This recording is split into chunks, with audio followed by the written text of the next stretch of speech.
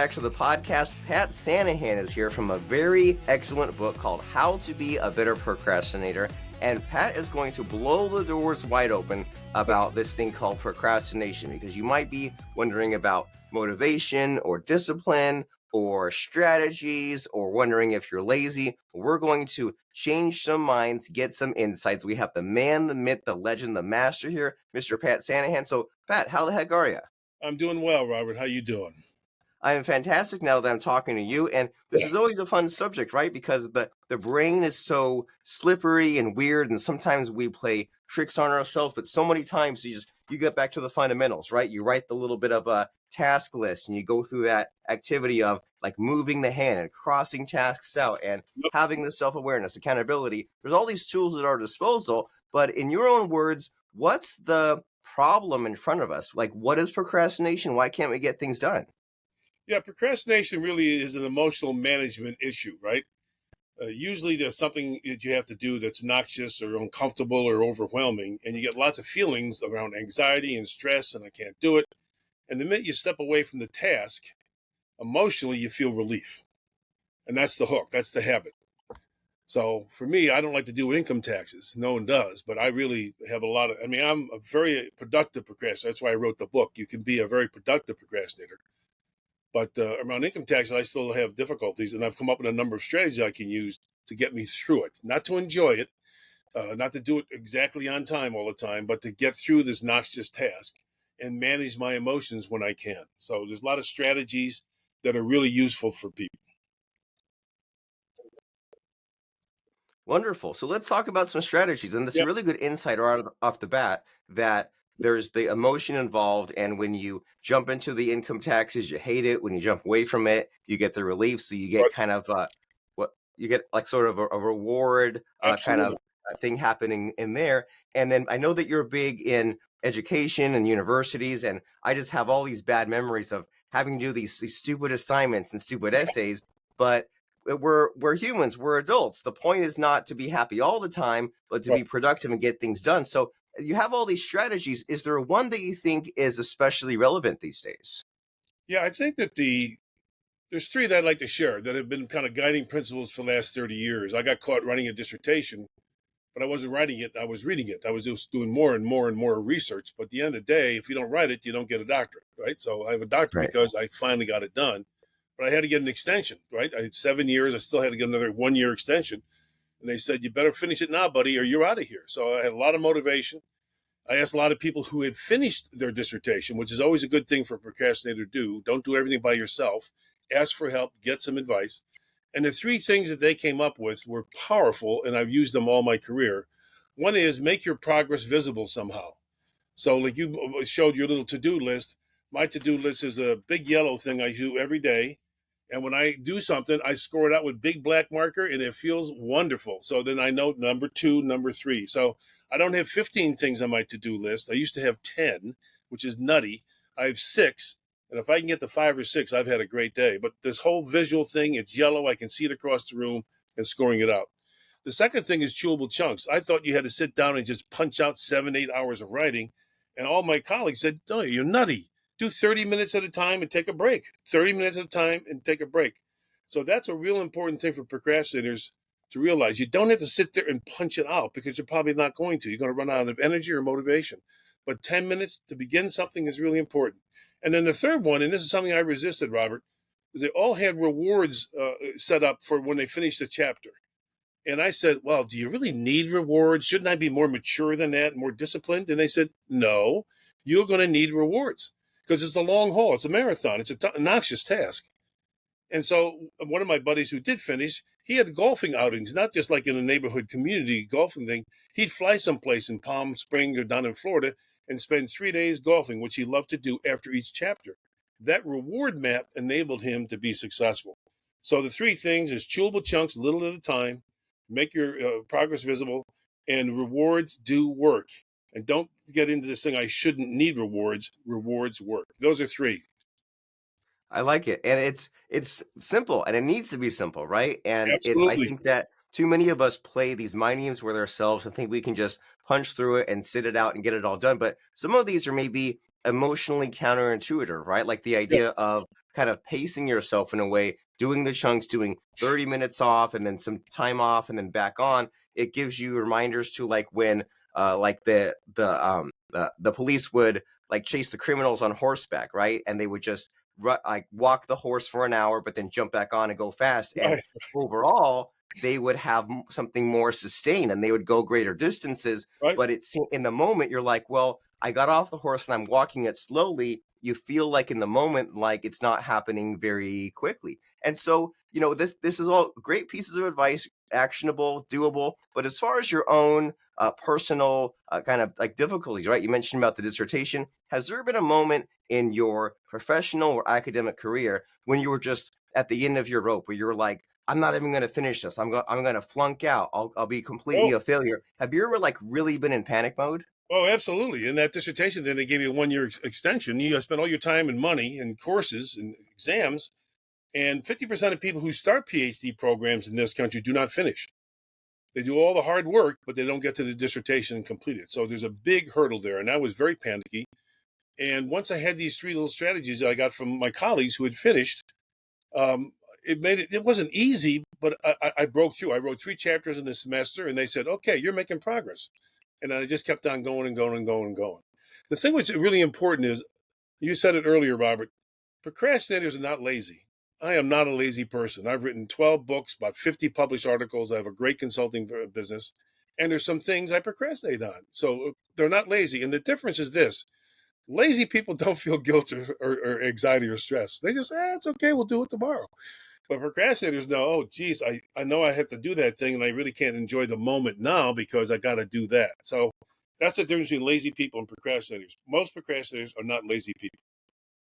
And that's a good insight there, that if you have that little bit of stress and anxiety, or hopefully a healthy dose of it, not too much, but if you Not too are a much. little bit anxious, it means that, well, you're on the right track. At least you're trying to do the right thing. And I had a discussion a few years ago about, I was worried about like, well, am I a good enough parent, right? Am I a good Yeah. dad? And the guy said, well, just the fact that you're thinking about it is a Yes. really good sign, because your parents or grandparents, they're probably just blazing ahead and doing whatever the heck they want to do without any of this kind of self-awareness. And so, stress and anxiety, it's a real problem, right? In a lot of us. And Yes. many times I've noticed, like sometimes my wife and I call it the not working guilties. If we're just like Yeah. sitting and watching like one episode of TV and we're like, oh, I could have squeezed in half an hour. Yeah. Sometimes I've noticed I sometimes like put the anxiety at like the front of my timeline. I kind of like use anxiety to like push the action taking, and I know that's bad. And so, what do you have to say about something like that? Like, what's your We got relationship with frozen stress there. and anxiety, and like, how do we cope better without losing our momentum? Yep. And sometimes it's important to just name the emotion. Right now, I'm feeling anxious. It lessens the power of it. Right now, I'm feeling overwhelmed. It lessens the power of it. It doesn't go away. It just lessens the power. So how you manage that is great. There's two other things that enabled me to do my income tax, and it's something a real powerful concept. It's called temptation bundling. And what that means, you take something positive and you marry it with something negative. So if you don't like exercising, you exercise with a friend, right? Make it a social activity. You don't like doing the laundry, you watch TV while you're ironing the laundry. You marry something nice with something that's not so nice. So when I do my income taxes, and this past year I did it in the middle of March, which is almost a first for me. And years ago I paid penalties. I haven't paid penalties in about 20 years. So I know I'm making progress. Still get stressed, still get anxiety, and still aggravating. But this notion of temptation bundling is powerful, and what I do is I watch sports while I do the income taxes. So I'm a big I, sports fan. I love football. It takes me a lot longer. See, people say, oh, it takes too long. It doesn't take too long. My job is to finish. So if it takes me theoretically 8 hours, it might take me 24 hours over 5 or 6 days watching basketball, watching football, watching, whatever, golf, enjoying myself and doing a little bit of work, enjoying myself and do a little bit of work. And at the end of it, you have a cold beer or a glass of wine so you can reward yourself. If you're not an alcoholic. And that's a good insight right there, that there's these keywords like efficiency, right? And you Oh, think that, well, I yeah, need to maximize my speed. And you're saying that, well, sometimes if there's a pressing task in front of you, it's not necessarily about how quickly you finish, it's can you finish it all? And so the temptation bundling, it may take a little bit extra time, but you get things done that you absolutely. otherwise wouldn't have noticed. And though I store that in my brain as there was a Tony Robbins story one time where he had to make some kind of phone calls, and he like got in the hot tub, and that was back when phones had the long cord, so Oh he just wow. like made all these phone calls in the hot tub. And like, sometimes we'll play music or something while getting stuff done. And so similar idea, right, is mix Absolutely. in a little bit of the pleasure. That way it's not all work. And so you conquered the income tax issue, you wrote your dissertation. Is there anything that is still iffy for you nowadays? Or is there anything that you still procrastinate on or still struggle Yeah. with? I'm on a road a lot, 150, 60 days a year. And in one trip, the last trip I made, I was on 3 different campuses.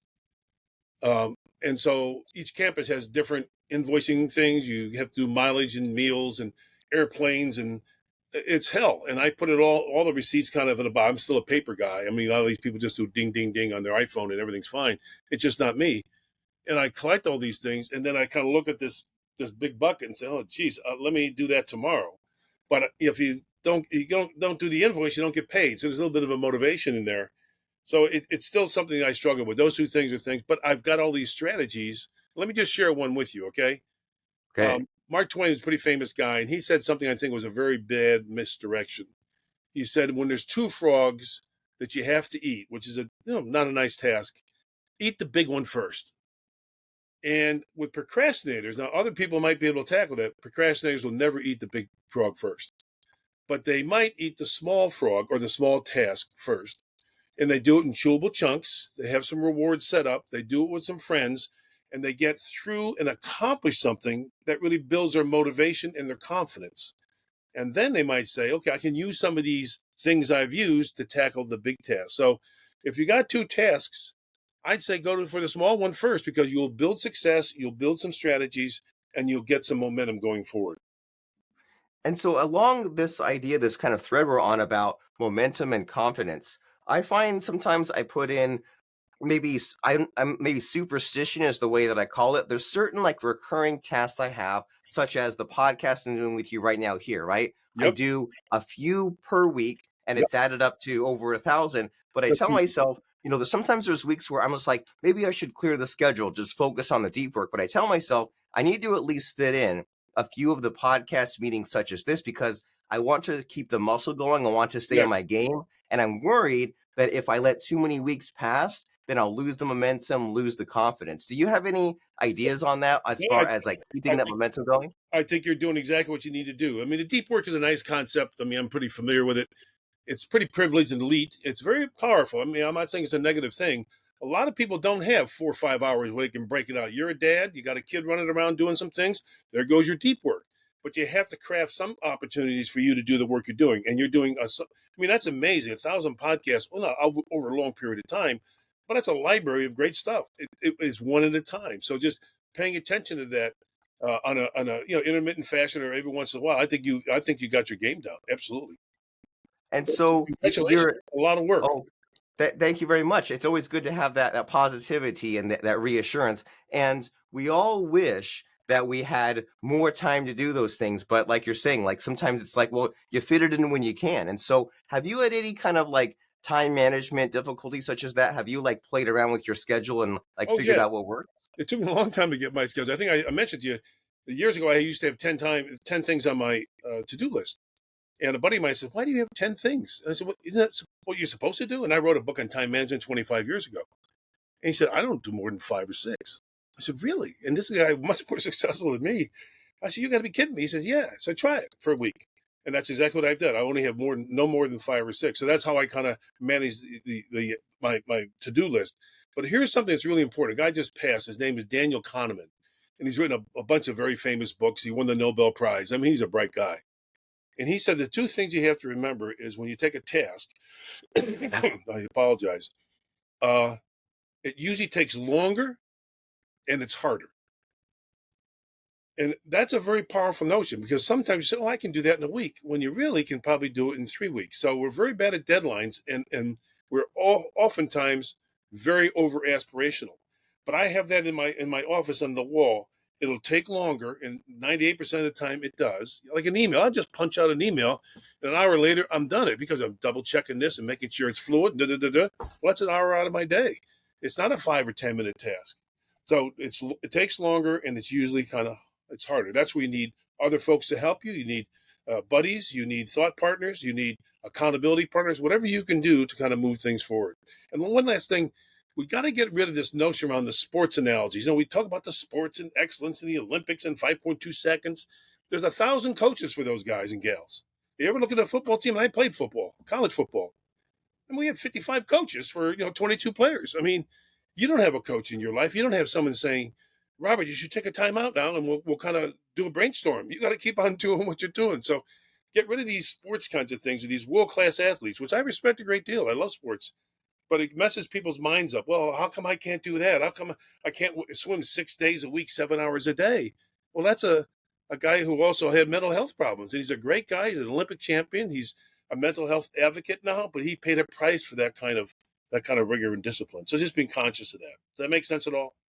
It does, that it's something to perhaps aspire to, but it's not necessarily practical in our daily life. And the way through is to use all these different tools in the toolbox, like you've been mentioning, right? Like the chewable chunks and the Yep. accountability and the rewards and all these other things. And I can definitely relate to what you're talking about. Like I come from a software background where there's a thing called the iceberg principle, where to Right. make a piece of software that it works about 10% is good, but it's full of bugs, that's Yep. quick. But then the actual long work is the debugging and making it work well, and your brain feels like it slows down, right? Because you Yep. you get the prototype working, but then actually make it actually work in actuality. And then I've narrated a few of your audiobooks, and me and my wife are all the time being like, oh, we can finish this book in 3 days, and then next thing you know, it's 3 weeks later, and Right. I play games with myself because I tell myself, well, if I didn't give myself that close of a deadline, then the time it would take to do it might then balloon up. So it's a lot to navigate. Absolutely. And we're bad at deadlines, by the way, and that's where a thought partner can be helpful. So I said, well, I can get that paper done in a week.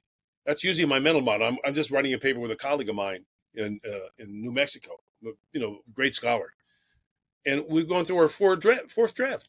And we've written a lot of stuff, right? And you think, oh, we just kind of put something together. We're really smart people and we'll get it done. Now we're on our fourth draft. We'll do one more before we put it into the publisher. That's taken hours and hours and hours and hours. So it's just that we're not real good at that. That's where someone else can say, well, Pat, when's the last time you wrote a paper? Well, it was last October. And how long did it take? Oh, that took me 3 weeks. Well, maybe you shouldn't try to do it in a week. Maybe 3 weeks is your better deadline. So that's where these thought partners who don't agree with you all the time, they can't be like mind meld. They can't be your buddy that says, oh, don't worry, Robert, I think you're right. It's got to be someone who can push your thinking a little bit and say, what evidence do you have that that's only going to take that much time? I painted a house one time years ago. I thought it'd be a long weekend. It took me 4 weeks because I never painted a house before, and I'm on ladders and doing this and doing that. So getting some advice, getting some help would really be helpful. Another thing that's really important is for procrastinators, starting is the hardest part, right? Starting is the hardest Right. part. So you got to make it easy somehow, that kind of trick your brain. You mentioned that earlier about starting. So there's two things you can do with starting. One is to have a routine. So I'll give you an example. I walk 10,000 steps a day when I'm home. When I'm on the road, it's a little bit harder. And when I first started thinking about that stuff, it was in the winter time. And so I get up in the morning, have a cup of coffee. I'm going to go out and walk. And I'm saying, okay, now where are my gloves? And do I need a hat today? Oh, no, it's raining. And I just sat down and said, let me have another cup of coffee. I gave up. And so a buddy of mine was helping me. He says, well, you should have all your stuff organized in a specific space in your house. And I said, really? He said, yeah, I have my shoes, my pants, my gloves, whatever I need for the next day is already there. It takes me 2 minutes. And I said, that's amazing. So every morning when I get up, I have a cup of coffee to kind of wake up. And it takes me a minute to dress, and I'm out the door. So that routine is really helpful. So if you can build a routine, that's really good. And a ritual is something that puts you in a psychological state. You mentioned it a little bit earlier. For some people, it's music. For me, music is distracting. I know I've got colleagues, if they're not blaring music, they can't concentrate. Me, it just blows me away. But music sometimes meditating right before you do an activity. I have one colleague who lights a little bit of incense, and just smelling the sage just puts her in a mental state where she's ready to work. So routines and rituals can be really helpful because starting, and we also know that about 50% of the time, if you start something, you'll continue. Not finish it, but you'll continue. So those are pretty good odds. If you kind of start something, you'll keep on moving forward. So it's just important for procrastinators and everyone else. Listen, 20 to 25% of adults in this country have procrastination as a chronic habit. So that's tens of millions of people. and they delay their income tax returns. They delay going to the doctor. I got a friend of mine who does colonoscopies, a doctor friend. He has about a 15% cancellation rate a day before the people come in for the colonoscopy because they get all anxious and upset and they delay it again for another year. And that's a pretty dangerous thing to do. So the procrastinators can really pay a price emotionally and pay a price physically if they don't kind of begin to manage their procrastination. Is this helpful?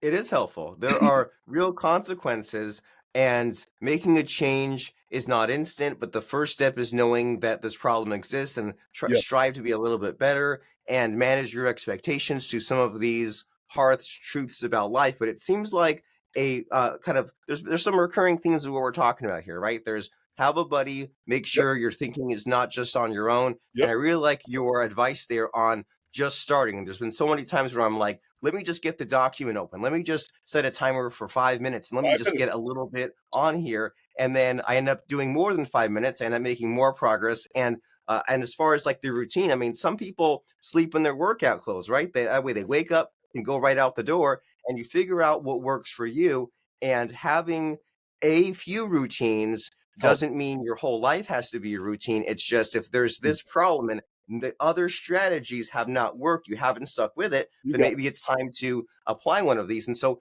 as we're winding down our conversation, we want to make sure we get to the good stuff, but also we leave people wanting more. So, is there a hidden question in our conversation? There's something about motivation, productivity Let's talk that I'm about, not asking you that you wish I would? yeah, no, let's talk about motivation.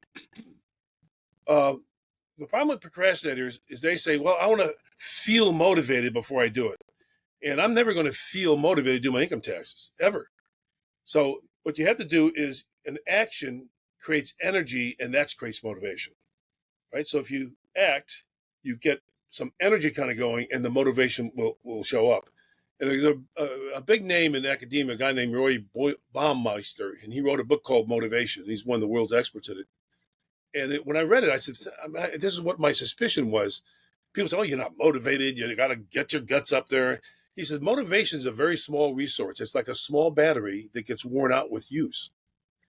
And it's not a big pool. You don't have a big pool in your backyard and just grab a lot of buckets of motivation and kind of move things forward. It's a very tiny resource. So his advice is you got to use it strategically. So for some people, starting is where they got to use it. Okay, let me just do it. Let's grind through it.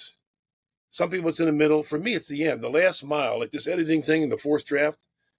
That's the tough stuff for me. Now I talked to my partner about that. So listen, I can produce a lot of stuff and I enjoy working with you, but you got to know that last mile of really kind of getting it edited really quickly is an area of concern of mine. But that's when I use my motivation to kind of pump it through. And then I also don't want to disappoint a colleague I respect a great deal. So the motivation myth is it's not a lot of motivation out there. It's small. So try to use it very strategically when you know you need some help. That's a very helpful insight that there's that myth that motivation is all of it and that there's so much of it and I can't do anything unless I have it. And you're saying like it's a very small battery and it really helps to have the self-awareness of know what's easy for you, what's hard for you, where you need help. And that way in that roller coaster of say working through all those drafts, well, are you excited the most about finishing? Some people are excited the most about the middle or the beginning. So know yourself, know your strengths and weaknesses, know which strategies to use, and know where to get help. And so now that we've kind of had this little bit of a discussion, gotten people interested about productivity and everything that's surrounding with it, what's some next steps here? You mentioned about yourself and your book. So where should someone go to after listening to our conversation? Well, I hope they go to Amazon books, and I think it's going to show up reverse, I guess. It's called How to Be a Better Procrastinator. It's not expensive. I think it's $6.99 for a Kindle and $10.99 for a paperback. It's a very practical. It's very easy to read, and I wrote it for procrastinators because I am one. So procrastinators aren't going to probably start at page one. They'll go like this. Let me see. Let me see. And every page, you got a little nugget of a strategy that you can use. Some people start at in fact, about 20% of people start at the back of the book when they start reading. Well, I got stuff in the back of the book on lessons learned about procrastination. So it's really meant for you to take 10 minutes of your life and read something, and then I think you'll continue to get some real effective strategies. So it's all been research based and they work. And the other thing is don't be over aspirational and say, oh, I'll do this one and this one and this one and this one. If you do one, try it for a week and see what happens, and then do a second one. But don't try to do four or five. We we tend to go overboard, procrastinators, and just do one. It'll make a difference. Well, they call that self-sabotage, right? Yeah. When you say, "I'll do all these things," and then I've overloaded myself and I'll get nothing done. So it's time to break some habits and get some new results. And the first step to doing that is to get that excellent book, How to Be a Better Procrastinator by Pat Sanaghan. That last name is spelled Sanaghan. And as we wrap up our conversation here, Pat, I want to make sure to get one last little quotable soundbite nugget. And I like to put my guests on the spot and ask for a helpful quote or lesson that can get us excited and send us on our way. So, what comes to mind to you as far as a helpful quote or lesson?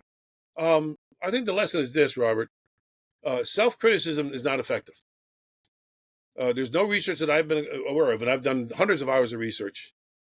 The beating yourself up and say, "I wish I was smarter. I shouldn't be so weak. I shouldn't." When you start getting into the shoulds, you're in trouble.